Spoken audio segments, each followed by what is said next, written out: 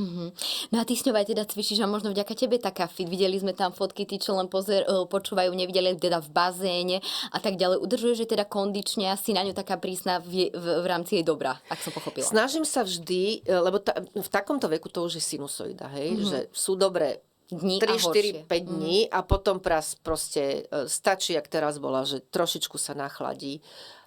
Jeden deň nechodí, 2 dni, keď nechodí, že nejde už z postele, že máme problém prejsť na toaletu a späť, tak viem, že už je zle, že zase sme nie že na nule, že pod nulou a znova to všetko absolvovať.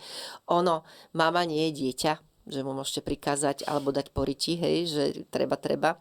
Čiže treba tam naozaj nájsť tú, by som povedala, formu lásky, ale aj toho príkazu, aj toho posunutia, aj tej motivácie navnadenia. Takže ja sa snažím vždy, keď tú maminku dostanem z toho dna, pod dna, trošku hore, tak už keď vidím, že je na tom fyzicky lepšie, tak vtedy začneme cvičiť. Však v lete sme teda cvičili v bazéne. A teraz napríklad som ju opúšťala tiež, že maminka v nemocnici a mala napríklad včera veľmi ťažký deň, ale už k večeru som tam bola, som ju masírovala, asi hodinu, pomáhala a tak ďalej. Hovorím, no mami, keď ti bude lepšie, dneska si celý deň nechodila, tak zajtra sa tuto postavíš, chytíš sa postele a ideme výpony na špičky a chceš niečo otlačiť pravou nohou ľavou. Čiže snažím sa ju tak motivovať, aby to telo bolo aktívne.